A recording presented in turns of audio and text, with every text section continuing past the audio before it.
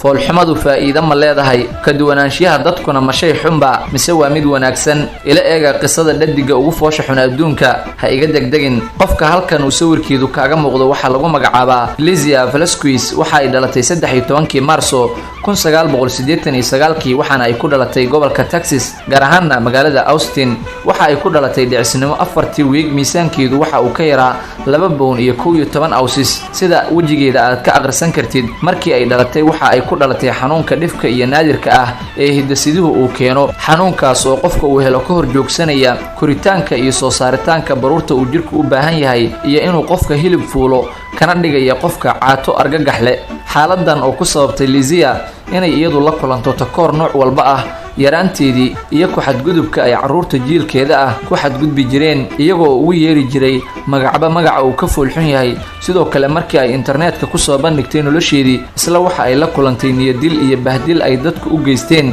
bahdilkaas oo kaba sii xun kii hore ay yaraanteeda ula kulantay isma dhiibin oo sida dadka qaar nolosheeda kama aysan quusan ugu dambeyntii waxa ay bilowday inay noqoto dhiirigeliye nololeed iyadoo khibradeeda bahdilka uga faa'iideynaysa in ay dadka nolosha nacay ku baraarujiso nimcooyinka ay ku jiraan kaliya intaasi kuma koobna ee waa u doodaha xuquuqda dadka bulshadu naafaysay iyo shakhsiyad caan ah oo adduunka taageerayaal badan ku leh daafaha dunida sidoo kale waa qoraaq qortay buugaag badan oo lagu iibiyo kana soo muuqday barnaamijyada ugu caansan adduunka dulucda su'aashaydii haddii aan kaaga jawaab celiyo ka duwanaanshiyaha dadku waa seef laba afla ah waxa ay tusaale nool u tahay in nolosha si kasta oo wajiga aad uga foolxun tahay ama aad u lixaad la'dahay aad hadafkaaga xaqiijin kartid haddii aad la timaado dadaal iyo dhabar adayg